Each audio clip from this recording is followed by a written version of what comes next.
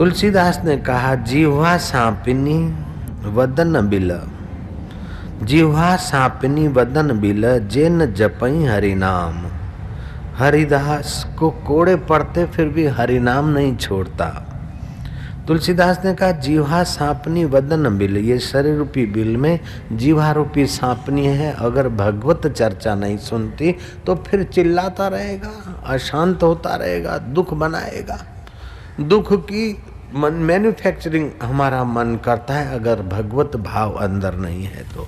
अगर अपने मन में भगवत कथा है या भगवत भाव है, भगवत रस का ज्ञान है और भगवान का प्रसाद पाने वाले संतों का सानिध्य है, तो फिर अपना चित्त उस परमात्मा रस से पावन होने में देर नहीं लगती है। मन की दो धाराएं हैं,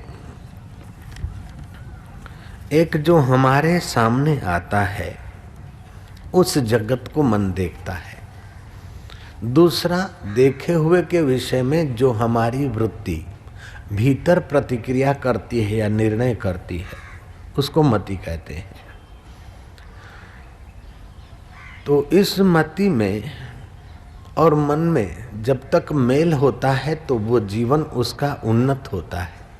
कभी कभी मन के विचार कुछ और मति का निर्णय कुछ, उसका जीवन खिंचाव तनाव में और अशांति में बह जाता है। मन और मति एक हो उसके लिए एक ही उपाय है कि मन और मति को जहाँ से पोषण मिलता है उस एक का ज्ञान, एक की प्रीति, एक में विश्रांति पाने का अभ्यास। मन कुछ कहता है और मति का निर्णय कुछ होता है। और कुटुंब में भी मति भिन्न होती है तो कुटुंब में अशांति होती है। मन की वृत्तियां भिन्न होती है तो कुटुंब में कलह होता है। मन की वृत्तियां भिन्न भिन्न हो लेकिन मति में समझ बढ़िया हो तो भिन्न भिन्न वृत्तियां, जैसे भिन्न भिन्न हमारे दृश्य देखने सुनना भिन्न है, खाना चखना भिन्न है, फिर भी वृत्ति एक है। इसी प्रकार मति में अगर ज्ञान आ जाए तो मन की वृत्तियां भिन्न होने के बावजूद भी, कभी कभी निर्णय भिन्न होने के बावजूद भी घर में अशांति का कोई कारण नहीं है। जब ज्ञान से हम दूर होते हैं और मन की पकड़ में आ जाते हैं अथवा तो कोई मति की पकड़ में आता है तो घर में कलह पैदा होता है, समाज में अशांति और दुख पैदा होता है। तो जिसके मति में भगवत ज्ञान नहीं है, जिसके मति में मूल ज्ञान नहीं है, वे ऊपर ऊपर की तरंगों में अटक जाते हैं। अखरन में जे अड़िया से चाढ़ी चढ़िया की न की, जन्म जन्म भर मत फेरियो, मिट्यो न मन को त्रास।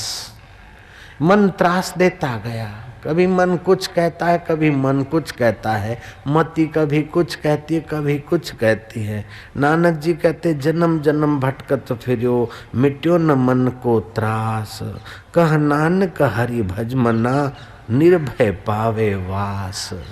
हरि को भज, उस चैतन्य स्वरूप का स्मरण कर, उसका ज्ञान पा तो निर्भय जगह पे तेरे को वास मिलेगा, तू स्थित होगा। जगत की ऐसी कोई पदवी नहीं है जो भय से आक्रांत न हो, परिवर्तितता से आक्रांत न हो और वियोग से आक्रांत न हो। निर्भय वास करो। निर्भय एक तुम्हारा चैतन्य आत्मा है, परब्रह्म परमात्मा है। वही मराठाओं का गजानंद स्वामी है, झूलेलाल वाले सिंधी साइयों का वही झूलेलाल है, रामानुजियों का राम है, वल्लभाचार्यों का वल्लभ है, मोहम्मद का अल्लाह है, कबीर का अव्यक्त है और नानक का अकाल है। आद सत जुगात सत्य है भी सत्य, नानक हो से भी सत्य। तुम्हारा मन की वृत्ति पहले नहीं थी, बाद में नहीं रहता है। बुद्धि का निर्णय पहले नहीं था और बाद में वैसा नहीं रहेगा, लेकिन उसकी गहराई में जो तुम्हारा परमेश्वर है वो पहले था, अभी है और बाद में भी रहेगा। उसका थोड़ा ख्याल करो तो कल्याण हो जाएगा, मंगल हो जाएगा। आंखों में तू है जिसके दिल में ख्याल तेरा, जिसके आंखों में तू है परमेश्वर, भिन्न भिन्न देखता है, लेकिन भिन्न भिन्न की गहराई में तू जिसकी आंखों में है, आंखों में तू है जिसके, दिल में ख्याल तेरा, मुश्किल नहीं है उसको होना विशाल तेरा। परमात्मा विशाल है, अनंत अनंत ब्रह्मांड उस परमेश्वर में है।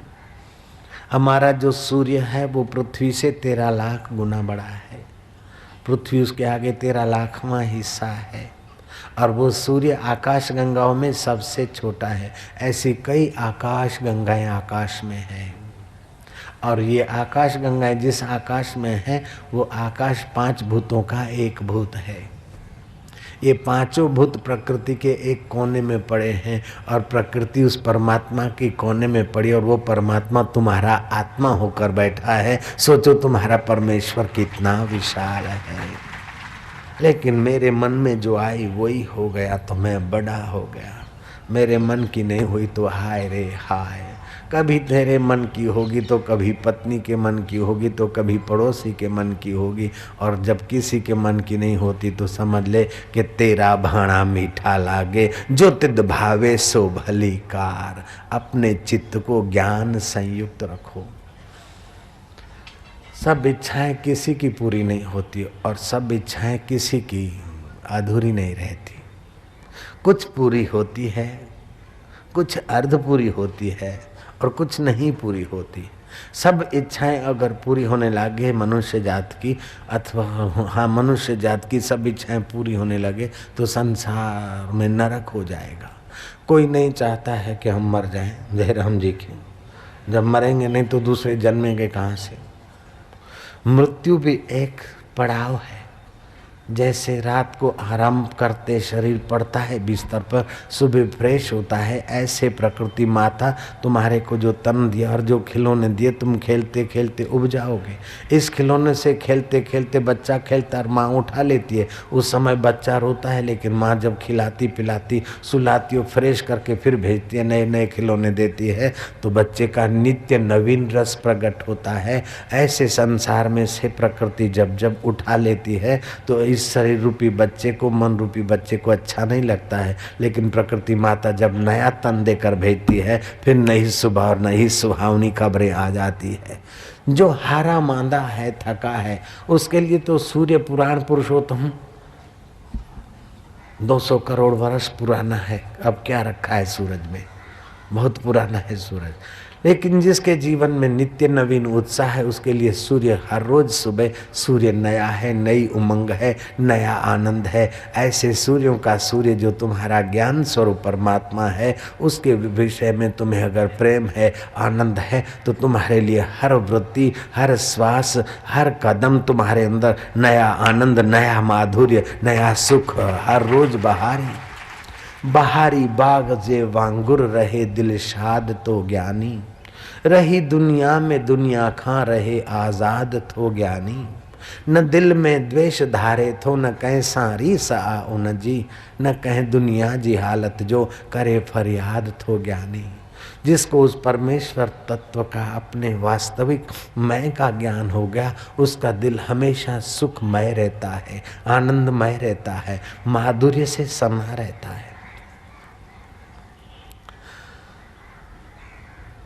ब्रह्मज्ञानी का भोजन ज्ञान, ब्रह्मज्ञानी का ब्रह्म ध्यान, ब्रह्मज्ञानी की मत कौन बखाने, नानक ब्रह्मज्ञानी की गत ब्रह्मज्ञानी जाने। ब्रह्मज्ञानी ब्रह्म का वेता, ब्रह्मज्ञानी का एक संग हेता। उस एक के साथ हेत है और अनेक वृत्तियों का उपयोग है। हम लोगों का अनेक वृत्तियों के साथ एक हेत है, तो अनेक वृत्तियां एक जैसी तो नहीं रहेगी। वृत्तियां तो बदलती रहेगी, परिस्थितियां बदलती रहेगी। इस दुनिया में ऐसा कौन सा वह शरीर है जो नहीं बदला, ऐसा कौन सा मन है जो नहीं बदला, ऐसा कौन सा मित्र है जो नहीं बदला, ऐसी कौन सी परिस्थिति जो नहीं बदली। जो बदलने वाली चीज़ों को अबदल करके सुखी रखना चाहते हैं, वो अपने को संघर्ष और तनाव और दुखों में ही झोंकते रहते। गैलीलियो ने आविष्कार किया कि सूर्य खड़ा है, पृथ्वी घूमती है। लोगों ने विरुद्ध उनके मुकदमा कर दिया। यहाँ तक कि उस जमाने के पोप ने भी गैलीलियो के खिलाफ मुकदमा जारी करवाया। न्यायाधीश ने कहा पोप जैसा व्यक्ति भी तुम्हारे खिलाफ है, गैलीलियो तुम अपना बयान वापस ले लो, नहीं तो कोर्ट को आदेश करना पड़ेगा तुम्हारी खाल खींचवाई जाए। गैलीलियो ब्रह्मज्ञानी तो था नहीं, सूली पे चढ़ने के लिए तैयार तो था नहीं। गैलीलियो ने कहा अच्छा कोर्ट कहती है और पोप भी दुराग्रह करता है तो मैं कह देता हूं कि पृथ्वी नहीं घूमती, पृथ्वी घूमती नहीं है, पृथ्वी खड़ी और सूर्य घूमता है। लेकिन सच पूछो तो जो घूमती है सो घूमती रहेगी और जो खड़ा है सो खड़ा ही रहेगा। ऐसे ही प्रकृति घूमती है और प्रकृति से बना हुआ पंच भौतिक शरीर भी घूमता है। इस पंच भौतिक शरीर में रक्त भी घूमता है और रक्त के अंदर कीटाणु भी चुप नहीं बैठते। जय राम जी बोलना पड़ेगा।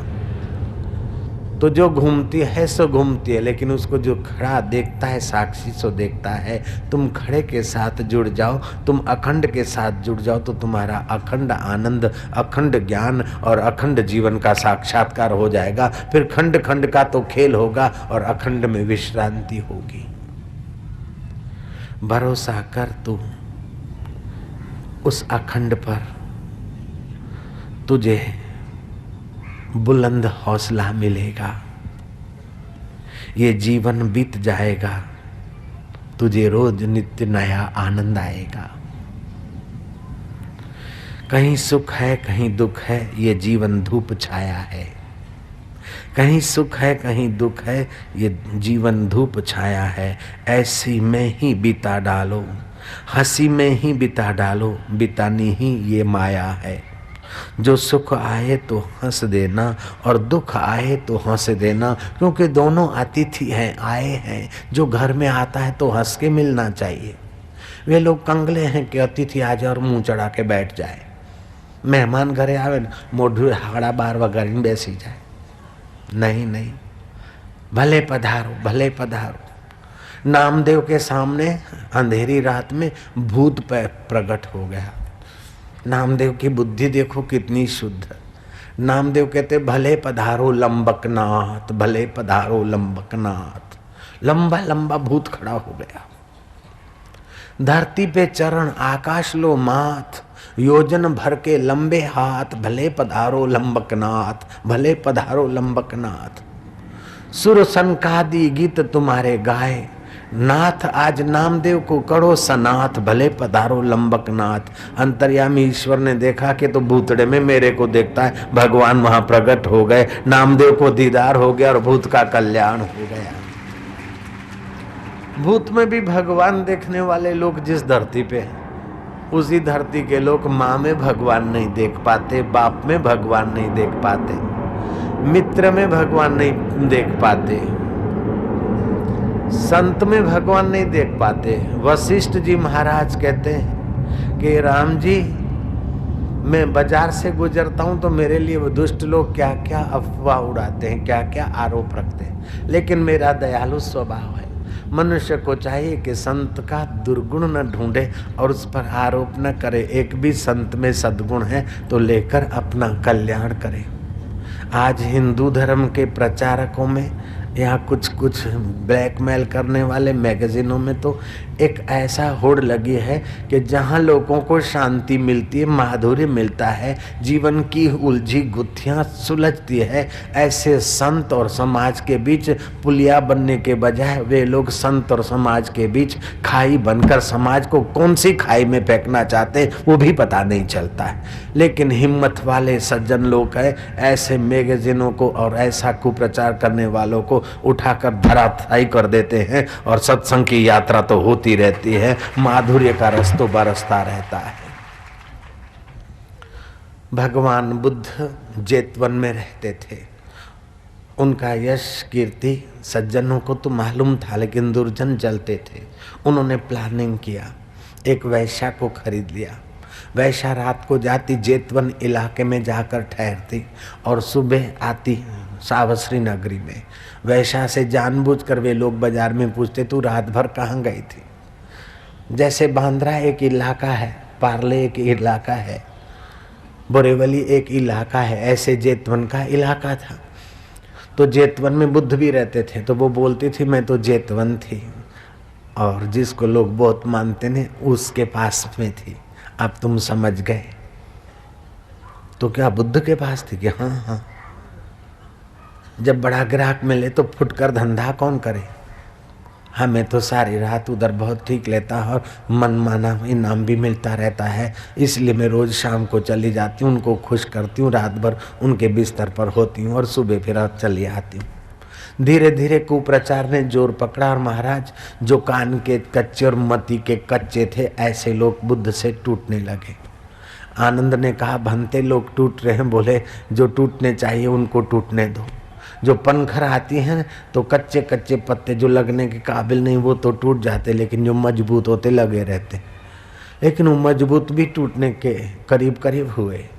आखिर समाज असमंजस में पड़ गया।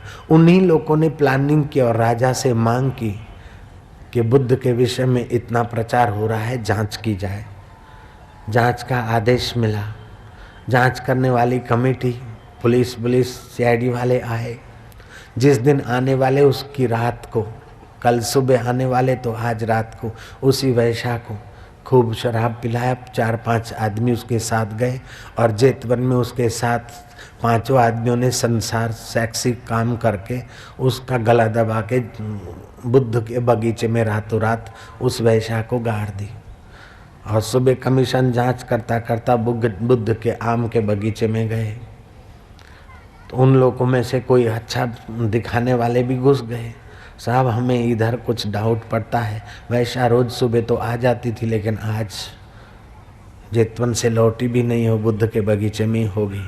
बुद्ध के कुटीर में तो नहीं दिखी, तो बगीचा छान मारा। वो जहाँ खोद काम किया था, रात को गाड़ी थी लोफरों ने, वहीं इशारा किया गया और खोद के दिखाया, निकला उस वैश्या का शव। आज तक तो वैश्या कहती थी मैं बुद्ध के पास जाती हूँ, लेकिन बुद्ध का कुप्रचार होने से बुद्ध ने अपना पाप दबाने के लिए उसकी हत्या करके उसको बगीचे में गाड़ दिया। आनंद कहता है हद हो गई पाप की, महापुरुष के ऊपर कीचड़ उछालने की हद हो गई। बनते कुछ करो, ऐसों को श्राप दो। बनते कहता है वक्त बीत जाएगा, अपने अचल में रहो, देखो क्या होता है। जिन्होंने आरोप लगाए वे कौन से नरक में पड़े होंगे मुझे पता नहीं, लेकिन बुद्ध को तो अभी भी हम लाखों करोड़ों लोग आदर से देखते हैं, मानते हैं। स्वामी विवेकानंद के प्रति भी वैश्याओं को भेजा जाता था और ईसाई मिशनरियाँ उनका खुलकर कुप्रचार कर दी थी, राम तीर्थ का और विवेकानंद का। फिर भी विवेकानंद और राम तीर्थ को हम लोग लाखों लाखों हृदय से स्नेह करते हैं। जिसने अचल में स्थिति कर ली है उसके जीवन में भी आंधी तूफान और आरोप आते हैं, सुख दुख आता है, मान अपमान आता है, लेकिन वे पुरुष अचल तत्व में टिके हैं।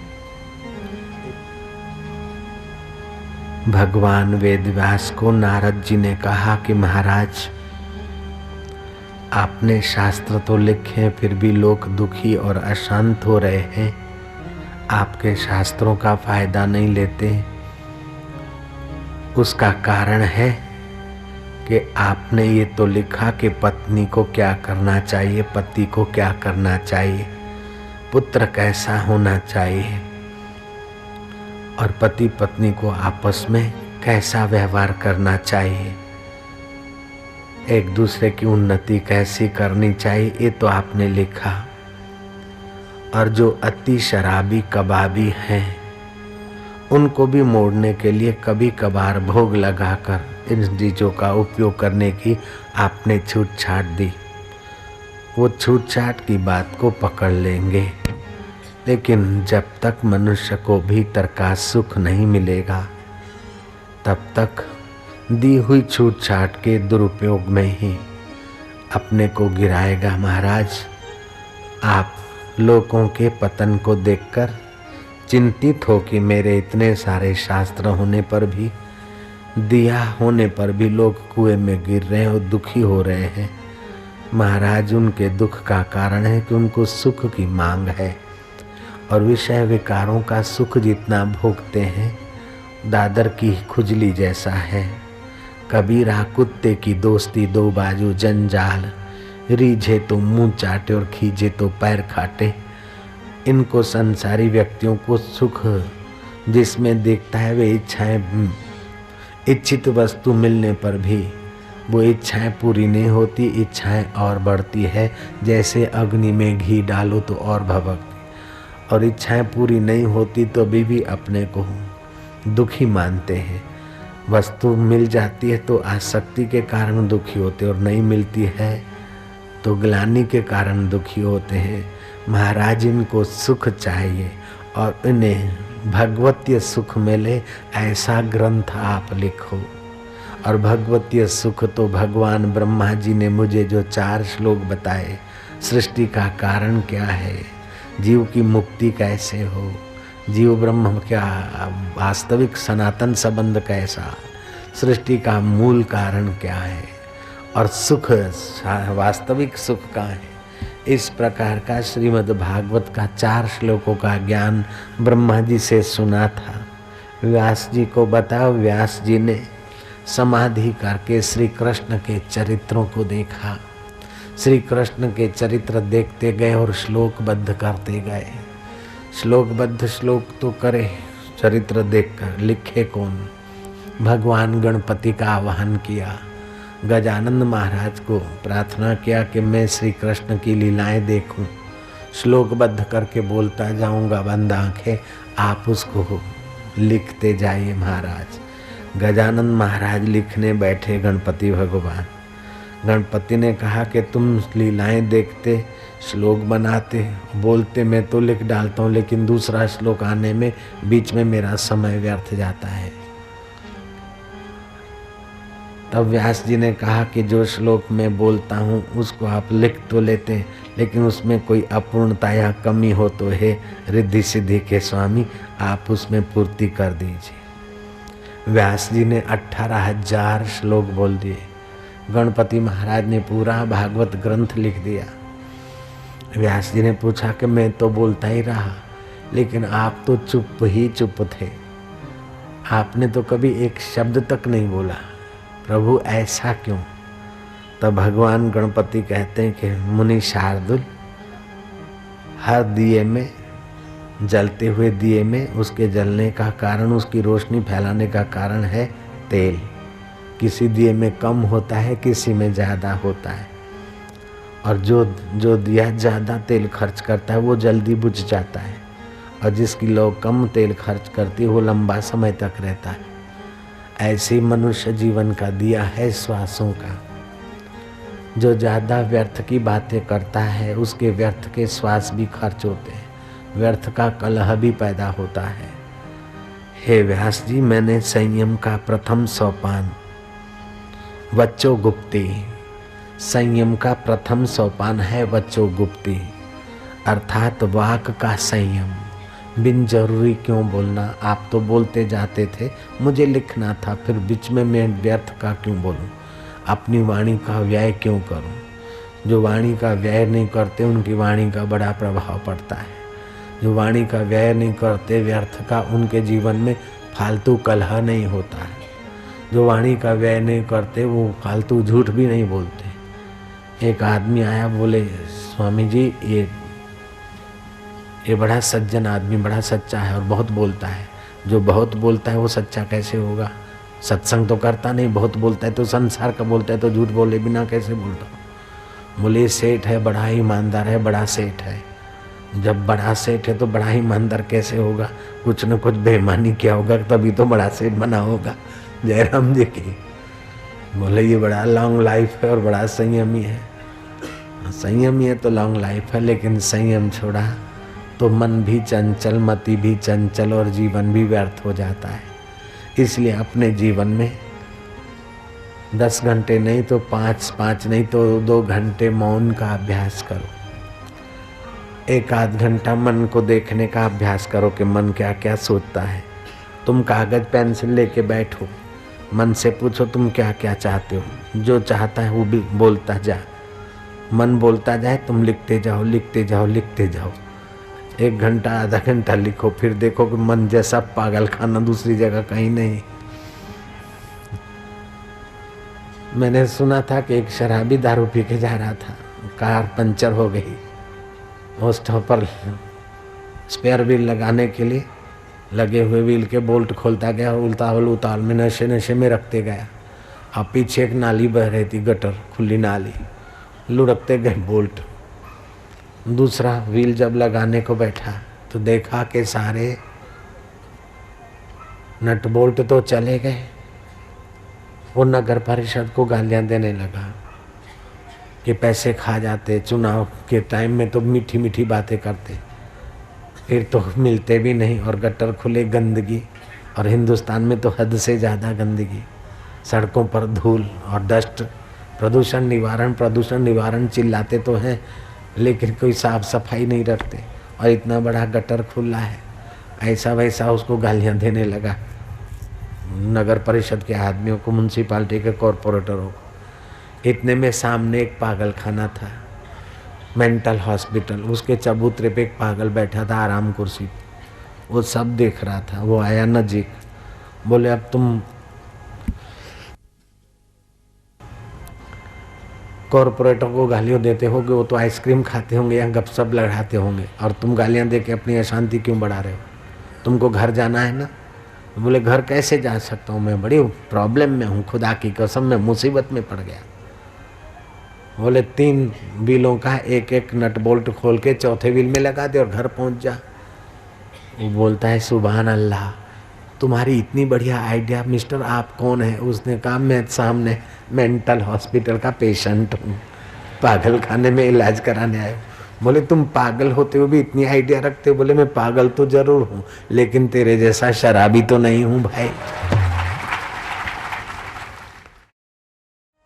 भागवत सुनने वाला निर्भय हो जाता है, भागवत समझने वाला निशंक हो जाता है। उसको धर्म के विषय में, ईश्वर के विषय में, कर्तव्य के विषय में कोई शंका नहीं रहती। भागवत को सुनने वाला निश्चिंत हो जाता है, वो चिंता के चक्कर में, डिप्रेस आदि के चक्कर में नहीं आ पाता। भागवत की कथा से निर्भयता, निशंकता, निश्चिंतता तो आती है, चित्त में परमात्मा प्रसन्नता प्रकट होती है।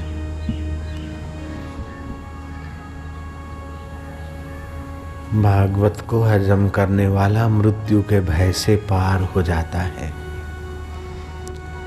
जिसकी मृत्यु होती है वो मैं नहीं, और जो मैं है उसकी कभी मौत नहीं। वो अपनी नकली मैं को, मिथ्या मैं को भी जान लेता है और सत्य मैं को मैं के रूप में पहचान लेता है। ये भागवत धर्म है। जैसे पिता की वस्तु में सारे पुत्र पुत्रियों का हक होता है, ऐसे भागवत भगवान की वस्तु है। जैसे कुटुंब का बड़ा पूरे परिवार की भलाई सोचता है, कुटुंब के बड़े की चीज अगर देने में आए तो पूरे परिवार के हित में दी जाती। कुटुंब के बड़े में तो मोह या पक्षपात हो सकता है, लेकिन ईश्वर के बड़पन में न मोह है न पक्षपात है। भागवत ईश्वर की प्रसादी है, उसमें केवल साधु संत या भक्त या ऋषि मुनि का ही अधिकार नहीं, केवल हिंदू भाइयों का ही अधिकार नहीं, अपितु मनुष्य मात्र का अधिकार है। ना ना, भागवत धर्म में तो पशु पक्षी का भी अधिकार माना गया है। अश्वमेघ सहस्त्राणि, अश्वमेघ सहस्त्राणि, भाजपे शतानि च, भाजपे शतानि च, शुकशास्त्र कथायाश्च, शुकशास्त्र कथायाश्च, कलानाहर्ति षोडशम्, कलानार्हन्ति षोडशीम्। अश्वमेघ सहस्त्र माने 1000, भाजपे सैकड़ों करे, फिर भी ये शुक्र शास्त्र के आगे 16वां हिस्सा भी नहीं शुक्ल शास्त्र के ज्ञान का इतना बड़ा भारी महात्मा है। भागवत के 4 नाम हैं। इसको भागवत बोलते हैं। भगवत जनों की कथाएं और वृत्ति भगवताकार होती है। रागाकार, द्वेषाकार, अस्मिताकार भाव मिटकर भगवताकार भाव बन जाते हैं। दूसरा इसका नाम है भागवत महापुराण। और सब पुराण है, इसमें तो महान तत्व की बात है, जीव ब्रह्म की एकता की बात है। इसको महापुराण कहा। तीसरा नाम है इसका परमहंस संहिता, जो सुखदेव जी महाराज विरक्त होकर एकांत में जा रहे थे। पिता व्यास पीछे पीछे जा रहे, पुत्र सुनो सुनो। अद्वैत निष्ठा के कारण वृक्षों ने उत्तर दिया। ऐसे सुखदेव जी परमहंस महापुरुष, जो गृहस्थी के घर केवल गाय दोलू उतनी देर खड़ा रहते हैं, दूध ले लेते हैं, उनका पुण्य बढ़ जाता है, गृहस्थियों का खुद चल जाते हैं। ऐसे सुखदेव जी महाराज निराकार के उपासक भी इस भागवत की कथा से अपने चित्त को और रसीला बनाते हैं। इसलिए इस ग्रंथ का नाम परमहंस संहिता है। चौथा नाम है कल्पद्रुम। इस भागवत की कथा से जिस भावना से बैठे, जैसे धुंधुकारी इस कल्पना से बैठा कि मेरी प्रेत योनि से सदगति हो, भागवत की कथा से उसकी प्रेत योनि से सदगति हो। शौनक ऋषि यज्ञ की पूर्ति में भागवत सुनते हैं, उनका यज्ञ संपन्न हुआ। कोई भक्ति के लिए सुनता है, कोई ज्ञान वृद्धि के लिए सुनता है, तो कोई चित्त की विश्रांति पाकर सामर्थ्य बढ़ाने के लिए सुनता है। जैसे जैसे भाव से सुनते हैं, ऐसा ऐसा फल प्राप्त होता है। इसलिए इसको कल्पद्रुम नाम दिया। श्रीमद् भागवत की कथा मनुष्य मात्र के लिए हितकारी है। गांधी जी ने जब भागवत कथा सुनी तो बोलने लगे कि भागवत की कथा में इतना रस और इतना ज्ञान भरा है, मुझे पहले पता ही नहीं था। मालवीय जी महाराज कहते हैं कि भागवत को सुनने वाला रसमय जीवन बिताने की कला सीख लेता है और विपत्ताओं से डरता नहीं, दबता नहीं और संपदा पाकर फूलता नहीं है। और अपने पिया को, परमेश्वर को दूर या लोकांतर में नहीं मानता, उसका परमात्मा अपना आत्मा ही हो जाता है। दिल ने तस्वीरें हैं यार, जबकि गर्दन झुका ली और मुलाकात कर ली। ये भागवत की कथा का महात्म्य। कृपी के पास केवल एक लंगड़ी गाय थी, उसी के दूध से अपना घर चलाती थी। दुरासा ऋषि पहुंचे, कृपी ने उनका स्वागत किया दूध दही आदि से। कृपी उदास क्यों है? बोले द्रोणाचार्य इतने बड़े धनुर्विद्या के ज्ञाता हैं, लेकिन हमारे घर में तो गाय के लिए, दूध के लिए एक लंगड़ी गाय मात्र है, इसी से गुजारा चलाना पड़ता है। विधाता ने गरीबी लिख लिया हमारे लेख में। दुरासा जी ने कहा नहीं नहीं, मनुष्य अपने भाग्य का आप विधाता है। कल का अजीर्ण आज के उपवास से मिटता है, कल का लड़ाई झगड़ा आज के कॉम्प्रोमाइज से मिटता है, कल का कर्ज आज की भरपाई से मिटता है, सिर्फ कल का प्रारब्ध आज के सुकृत से बदला दिया जा सकता है। कृपी तू ऐसा कर, अभी सूर्य ग्रहण आ रहा है, तो जिस गाय के दूध से घर का गुजारा चलाती है, एक दिन उपवास कर देना और इसी गाय के दूध से जो उपज हो उस सत्पुरुषों की सेवा में लगा देना, तो तेरा अनंत गुना दान तेरे को ऐहिक दरिद्रता से छुड़ा देगा। ये दान करने के बाद हुआ भी ऐसा कि धृतराष्ट्र के मन में हुआ कि इनके यहाँ बहुत सारी गायें भेजते, और फिर धन धान्य से वे पूर्ण हो गए। इसको स्मार्त कर्म बोलते हैं। एक देवे 10 पावे, एक देवे 100 पावे, एक देवे 1000 पावे, उसकी लिमिट होती है स्मार्त कर्म की। भगवतीय कर्म की कोई लिमिट नहीं होती है। जैसे राजा मंदिर की सीढ़ियां चढ़ रहा है, मालिन ने कहा राजन हार ले जाओ, 4 सीढ़ी और ऊपर गया, दूसरी मालिन ने कहा अंधाता ये हार स्वीकार करो, ले जाओ भगवान के लिए। दोनों मालिनों से हार लेकर भगवान को चढ़ाकर राजा नीचे उतरा। पहली मालिन से पूछा कितने पैसे? मालिन ने समझा 25 पैसे का है 4 आने का हार, राजा से 2 रुपये मांग लो। 2 रुपये दे दिए। उस जमाने के 2 रुपये बड़े थे। फिर नीचे उतरा, पहली मालिन को पूछा कितने पैसे? बोले ओह पैसे आपसे? ना ना ना, आपने मेरा हार स्वीकार कर लिया, मुझे आनंद है। आप तो नगरपति हैं, सम्राट हैं, और मुझ गरीब का हार आपकी सेवा में पहुंचा, इसका मुझे बहुत आनंद है राजन। मैं तो चाहती हूँ कि रोज आपकी सेवा में मेरा हार स्वीकार हो जाए। राजा से उसने एक पाई भी नहीं ली। पहली मालन देखती है कि ये कितनी बेवकूफ़ है, मैंने तो 4 आने के बदले 2 रुपए ले लिए 25 पैसे के बदले, और इसने पाई भी नहीं ली। राजा ने मंत्री को कहा इस मालिन का एड्रेस ले लेना। समय पाकर मालिन के पुत्र को बुलाया गया, उसको ठीक जगह पर ऊंची नौकरी दे दी, क्योंकि ये देश की वफादार महिला है।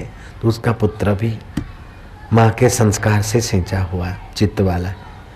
मालिन को चाहिए तो 10, 20, 25 एकड़ दे दो जमीन। अब वो हार के बदले में नहीं दे रहे, हार की कीमत गिनकर नहीं दे रहे, वो राजा अपनी ओर से दे रहा है। ऐसे राजाओं का राजा जो भगवान है, भगवान के नाते सत्पुरुषों की अगर सेवा की जाती है, भगवान के नाते ही भगवान का भजन किया जाता है, भगवान के नाते ही शुभ कर्म कर दिए जाते हैं, तो भगवान जब अपनी ओर से देता है तो वो भागवती फल होता है। उसके लिए 10 गुना, 100 गुना, 1000 गुना की कोई वैल्यू नहीं है। करोड़ों करोड़ों जन्म के कर्म हैं, लेकिन भगवत कथा सुनते सुनते जीवात्मा अपने मन को भगवान को देने लग जाता है, अपने शुभ कर्मों को भगवान के अर्पित करने लग जाता है। फल क्या होता है कि बदले में भगवान अपना आपा उसके अंतःकरण में प्रकट कर देता है। अंतःकरण में भगवान अपना आपा प्रकट कर देता है, अपने स्वरूप का ज्ञान प्रकट कर देता है। वो साधक ब्रह्मज्ञानी हो जाता है, सिद्ध बन जाता है। ब्रह्मज्ञानी की दृष्टि अमृत वर्षी, उसकी आंखों से आध्यात्मिक अमृत, आध्यात्मिक तरंग, आध्यात्मिक वेव्स बरसते हैं, जो थके मांदे अशांत दुखी चित्तों को शीतलता, शांति प्रदान करने का सामर्थ्य रखते हैं। वो आंखों के द्वारा एक हंसी मात्र डाल देता है तो समाज में, महफिल में रौनक आ जाती है। ऐसे पुरुष को पाकर बुद्धिमान साधक कहते हैं, गुरुजी तुम तसल्ली न दो, सिर्फ बैठे ही रहो, महफिल का रंग बदल जाएगा, गिरता हुआ दिल भी संभल जाएगा, संभल जाएगा। काम में, क्रोध में, लोभ में, मोह में, मद में, मात्सरी में, चिंता में, तनाव में, टेंशन में जो हमारा दिल गिर रहा है, वो ऐसे पुरुषों की हाजिरी मात्र से हमारा दिल संभलने लगता है। भगवान जब देते हैं तो इतना सारा देते हैं। वो साधक स्वयं तो सिद्ध हो जाता है, वो तो तर जाता है, लेकिन उसके संपर्क में आने वाले भी तरने लगते हैं। सतरति लोकान तार्यति, सतृप्तो भवति, वो तो तृप्त रहता है, औरों को तृप्त कर देता है अपनी वाणी से, अपने दर्शन से, अपनी अमी दृष्टि से, निगाहों से। 3 प्रकार की हंसी होती है। एक तो आम लोग हंसते ठाका मार के, अच्छा है, हंसना चाहिए, जरूरी है। आपकी सूक्ष्मतम नाड़ियां हैं, न साबुन से स्वच्छ होती है, न टिनोपोल के टच से स्वच्छ हो गई, न और कोई क्रिया से स्वच्छ होती है, केवल निर्दोष जोरों की हंसी से बहुत आपकी नाड़ियां स्वच्छ होती है। आपको हंसना चाहिए। एक होती है आम हंसी, जन साधारण हंसते। दूसरी होती है बुद्धिमानों की हंसी, मुंह में हंसते, गालों में हंसते हैं, चित्त प्रसन्न होता है लेकिन स्माइल दे देते। तीसरी तो आधुनिक हंसी है, जो एयरपोर्ट पे सर्विस करने वाले लोगों को सिखाई जाती है, होठ चौड़े करने के। हम पहली बार अमेरिका गए, हमने सोचा कि ये सब इतने लोग प्रसन्न, सबसे हंस के बात करते। फिर धीरे से गौर करके देखा तो इनको ट्रेनिंग मिली होती है, होठ चौड़े होते लेकिन दिल तो वैसे का वैसा रहता है। हाय हाय फाइन गुड। मैंने मार्क किया दूर से, केवल हमको आदर देने के लिए लोग ऐसे नहीं, वो सब पैसेंजर के साथ ट्रेनिंग होती है उनको। ये हंसी तो सेल्समैन ही हंसी है, इसकी बात मैं नहीं करता। 3 हंसियों की बात करता हूँ।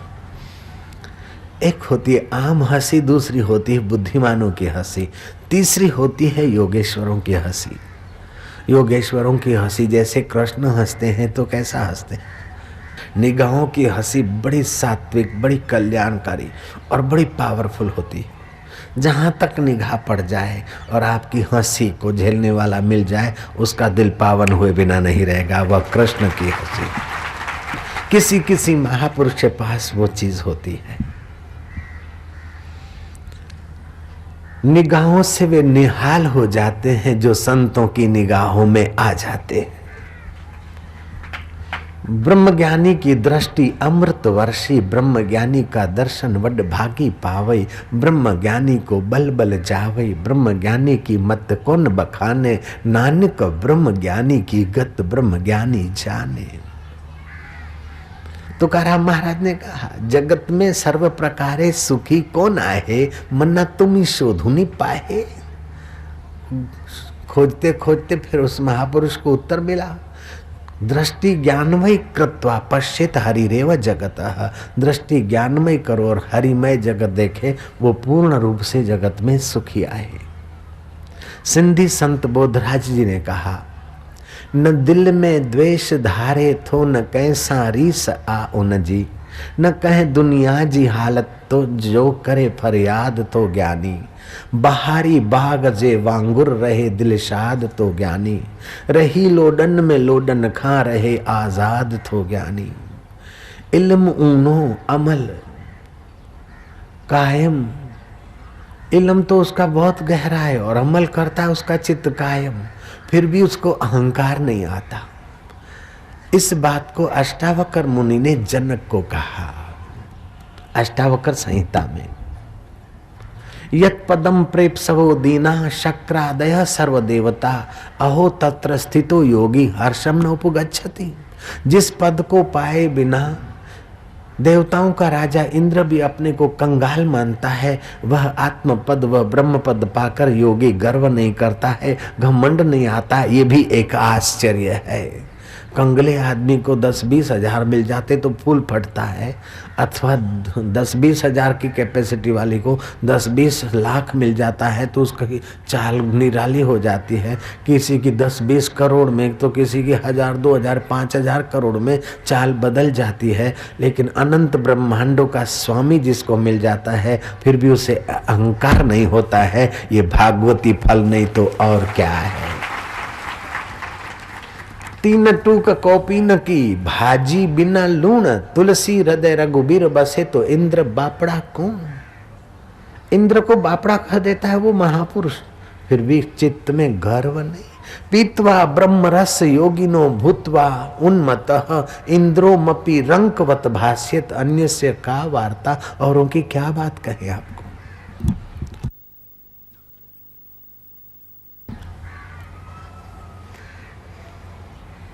श्रीमद् भागवत के आरंभ में ये नहीं कहा गया कि कृष्णम परम धीमहि, शिवम परम धीमहि, विष्णु परम धीमहि, नहीं, सत्यम परम धीमहि। जो सत्य स्वरूप है वही कृष्ण है, वही शिव है, वही अम्बा है, वही अल्लाह है, वही राम है, वही विठल है। हम उसका ध्यान करते हैं। अगर कृष्ण परम धीमहि कह देते तो जो शिव को मानने वाले हैं और किसी देवी देवता को मानने वाले, उनको संकोच हो सकता है। लेकिन ऐसा कोई देवी देवता या अल्लाह नहीं है जो असत्य हो।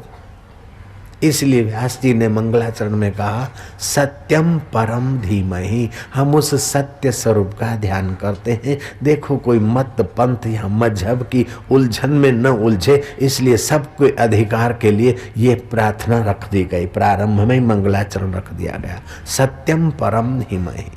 नहीं तो व्यास जी लिख सकते थे, कृष्णम परम धीमहि, रामम परम धीमहि, शिवम परम धीमहि, सत्यम परम धीमहि। और सत्य उसे कहते हैं जो तीनों काल में एक रस है।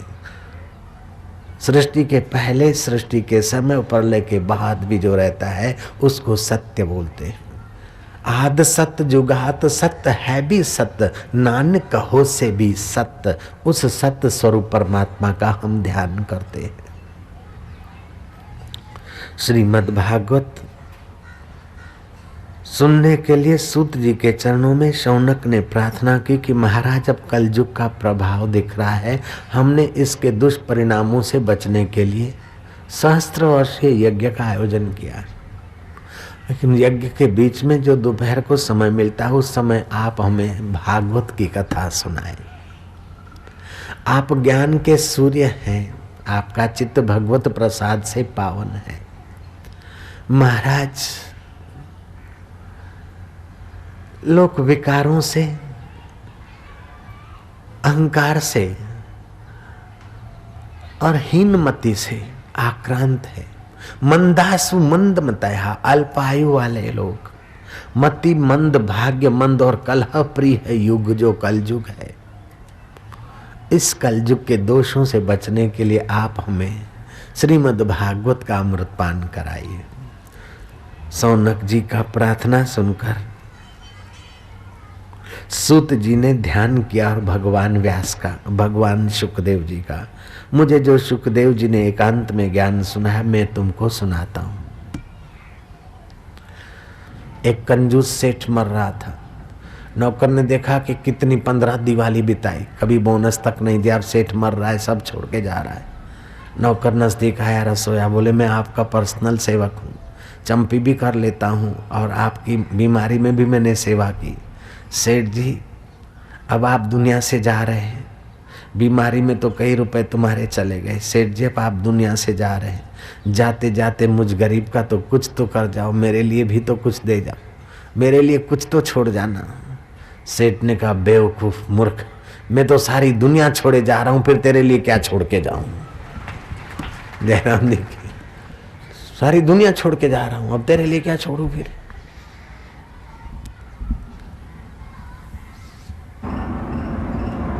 जिसका मेन कारण गलत होता है उसका परिणाम भी गलत आता है। साधन गलत तो साध्य भी गलत बन जाता है।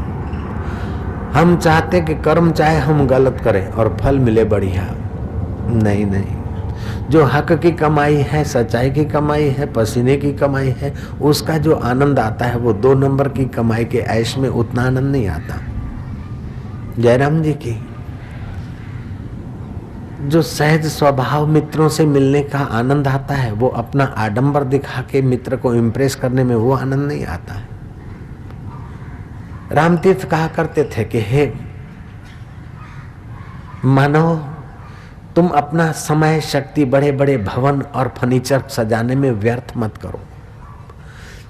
भवनों को और फर्नीचरों को सजा सजा कर आने वाले अतिथि और मित्रों को प्रभावित कर करके आप अपने और मित्र के शत्रु मत बनो। आप अपना सहज जीवन जियो।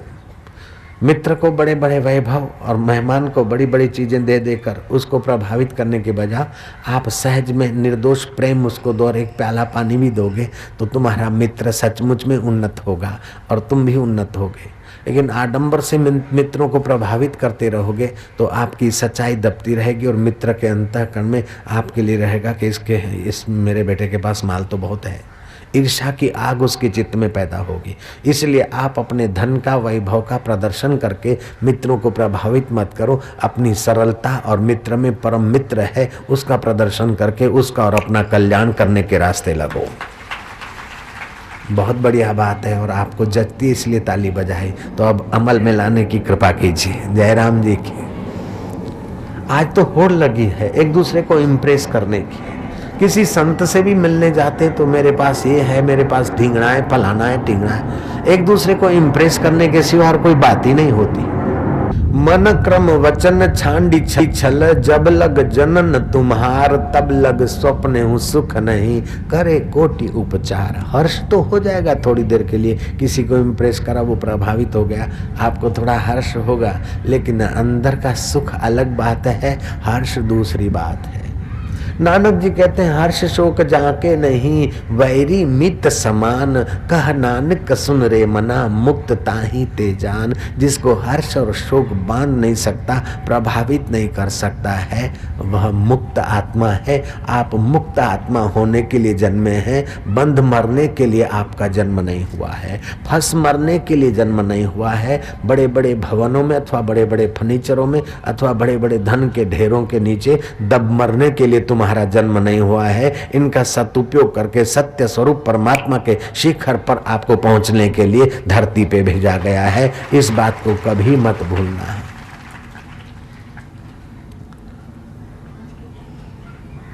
जोधपुर में यशवंत सिंह का राज्य था, तब की बात है।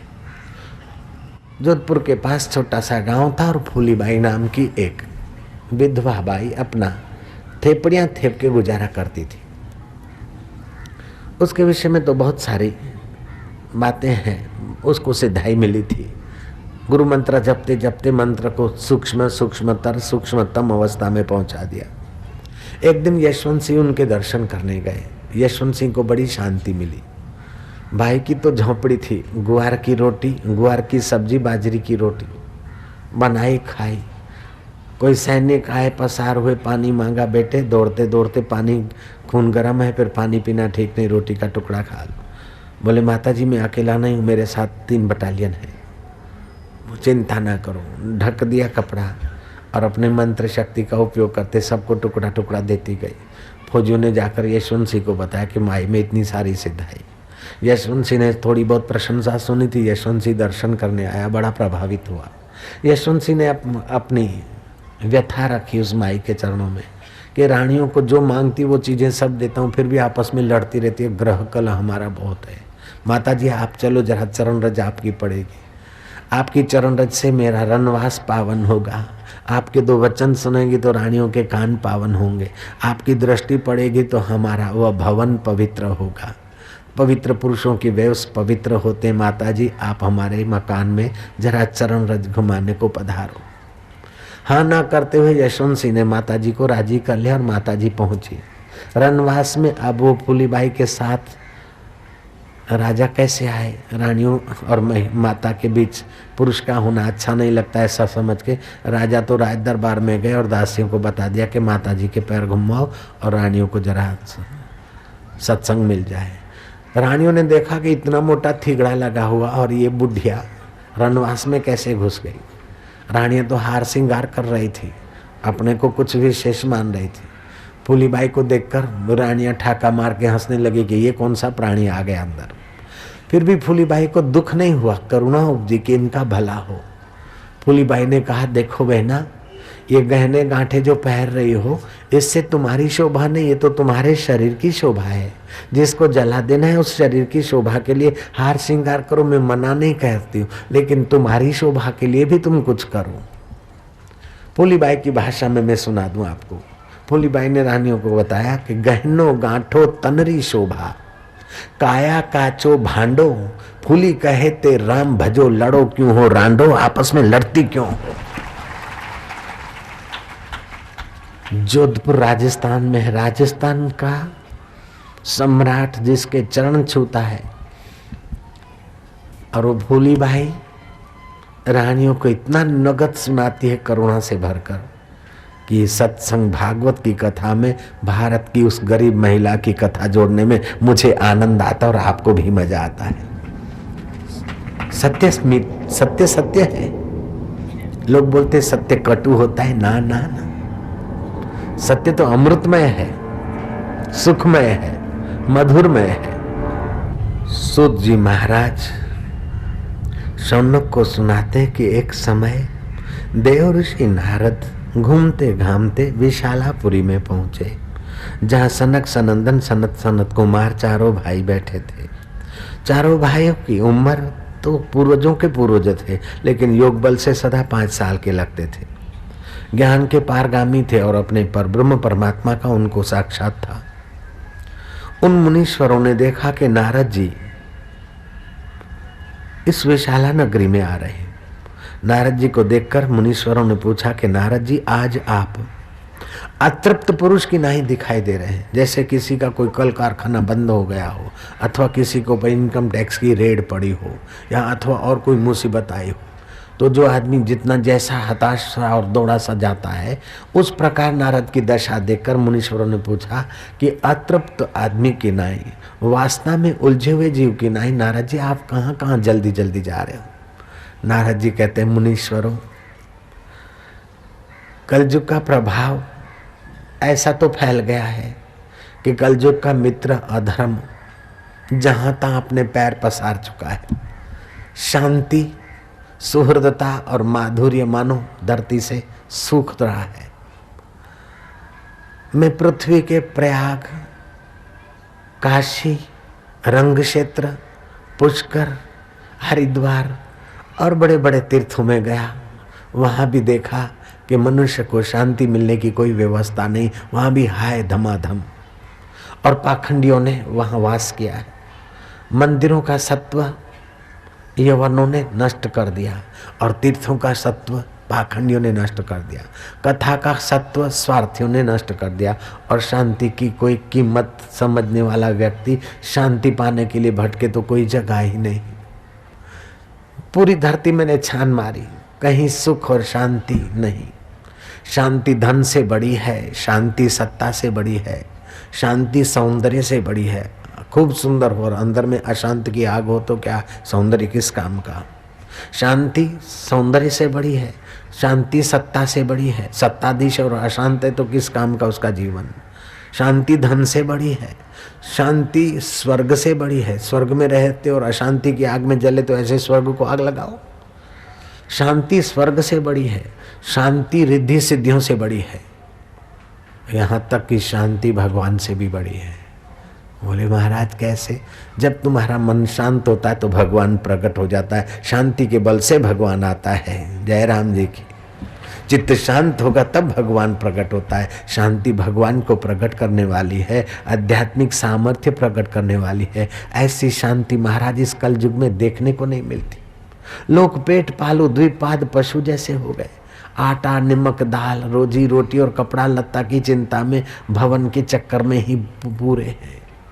जिसको छोड़ जाना है उन चीजों के लिए तो मरमिट रहे दिन रात, और जो सदा साथ में रहता है उस परमेश्वर शांति के लिए लोगों को समय नहीं। और जिस किसी को थोड़ी बुद्धि है, समय है, तो जहां जाओ वहां महाराज कलयुग के मित्र अधर्म ने अपने पैर पसारे।